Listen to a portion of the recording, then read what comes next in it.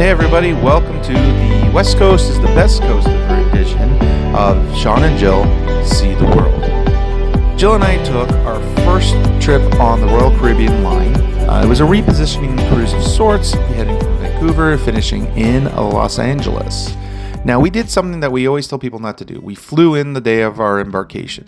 Now, because we had such an early morning flight and a late evening embarkation, we figured everything was fine, and it was. What we decided to do was take the hop-on, hop-off tour of Vancouver. That tour company provides luggage storage for while you're taking it. So what they did is they took us to Stanley Park, where we got to see the totems. We got to walk the waterfront.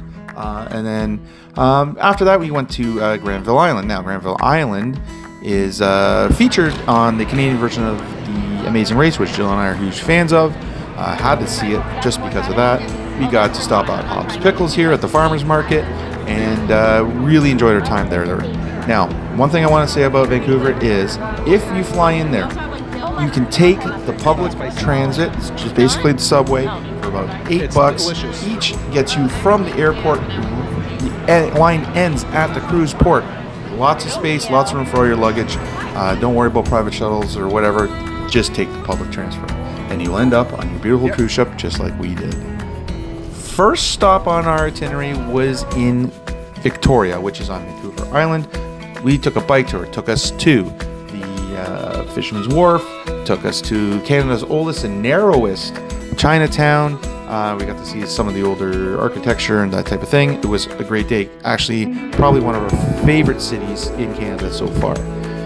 Next stop is Seattle, Washington. As you can see, we ended up at the Fisherman's Market. Now, we didn't take an excursion. What we did is we took the shuttle from the port to downtown.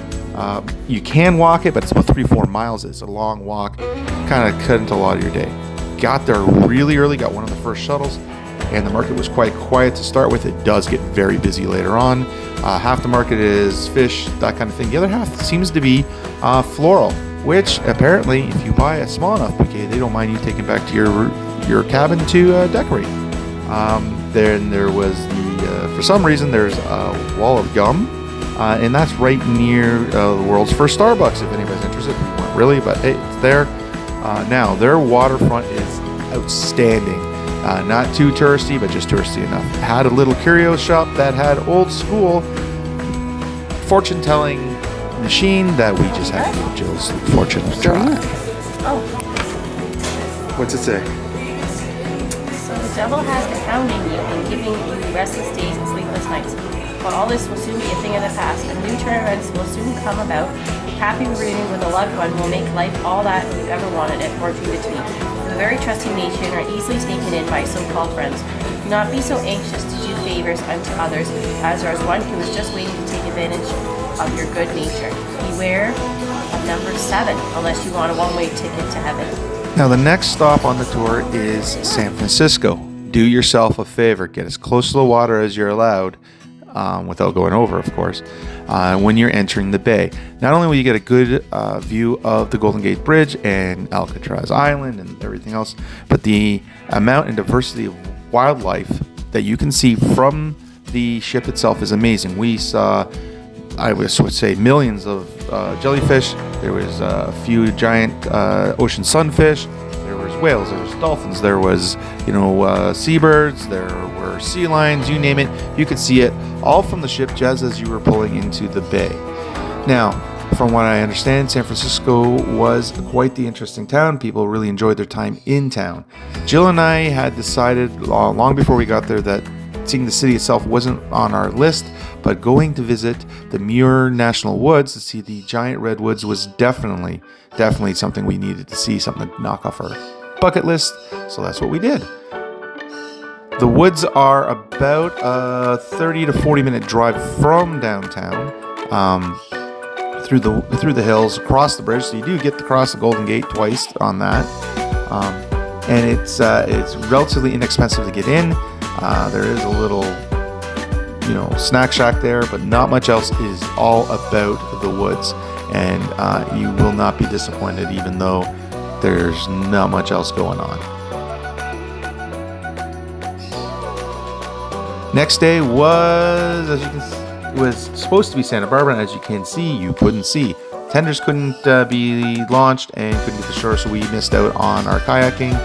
But what can you do in the name of safety? We got the next morning. They were worried that we would have the same problem, but lucky for us, fog had lifted, and when we hit Catalina Island, all was safe to head ashore. Unfortunately for us, the wine mixer wasn't there. There she goes, driving the golf cart. And that's right, Jill. Driving the golf cart is the name of the game on Catalina Island. Cars are kind of frowned upon. Everybody has a golf cart. You can rent one reasonably priced. Now, I'm going to warn you all, you need to have a copy of your auto insurance, not your driver's license, your auto insurance. There was many people, us included, that were scrambling to get copies of our auto insurance just so that you could rent the cart for an hour, hour and a half. They have a well-planned little route, give you a map, and send you off on your way. Well worth the time and money. Got to see everything you wanted to see. The little town itself has, some shops and lots of nice little restaurants to eat at. Great time there. Good day. You could spend a weekend there, I think, and be more than happy. Now, as we sailed away from Catalina, we were headed straight for our last day in Los Angeles. Now, having one day in Los Angeles is definitely not ideal. There is so much to do, but Jill and I did the most touristy tour trip we could find that would also drop us off at the airport. So we saw the Hollywood sign, the observatory.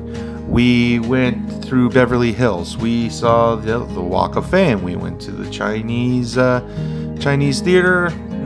And then we actually had lunch at Mel's Drive-In. The food there is actually outstanding. We were not lucky enough. That's the only famous person I saw there. Hello, my sweetheart.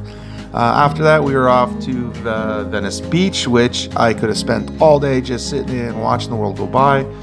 There was a few surfers there.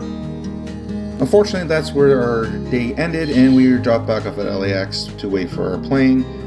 All in all, wonderful trip, great itinerary, highly recommended to anyone.